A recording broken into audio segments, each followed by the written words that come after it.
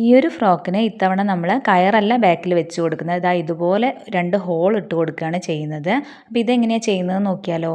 അതിനായിട്ട് ഇതാ 2 ഇഞ്ച് വിടുത്തിലുള്ള ഒരു തുണി നമ്മൾ എടുത്തിട്ടുണ്ട്. എന്നിട്ട് ഇതാ ഇതിൽ കാണുന്ന പോലെ നടുഭാഗം ഉള്ളിലേക്ക് വരുന്ന രീതിയിൽ ഇതാ ഇതുപോലെയാണ് നമ്മൾ മടക്കിയെടുക്കേണ്ടത്.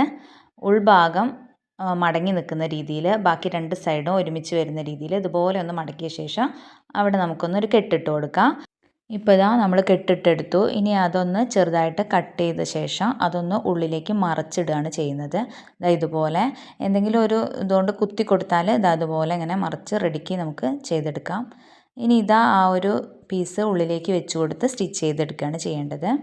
അപ്പോൾ ഇതാ നമ്മൾ സ്റ്റിച്ച് ചെയ്തെടുത്തിട്ടുണ്ട്. ഇനി നമുക്കിത് ഫ്രോക്കിലേക്ക് വെച്ച് കൊടുക്കാം. ഫ്രോക്കിൽ നമ്മൾ വള്ളി വെച്ച് കൊടുക്കുന്ന ആ ഒരു യോക്ക് പാർട്ടിൻ്റെ ആ ഒരു എൻഡിങ് പോർഷനിൽ തന്നെയാണ് നമ്മൾ ഇതും വെച്ച് കൊടുക്കുന്നത്.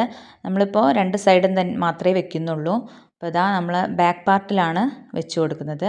ഇതുപോലെ ഒരു സൈഡ് മടക്കി അപ്പുറത്തെ സൈഡും മടക്കി ഇതിലേക്ക് സ്റ്റിച്ച് ചെയ്തെടുക്കുകയാണ് ചെയ്യുന്നത്.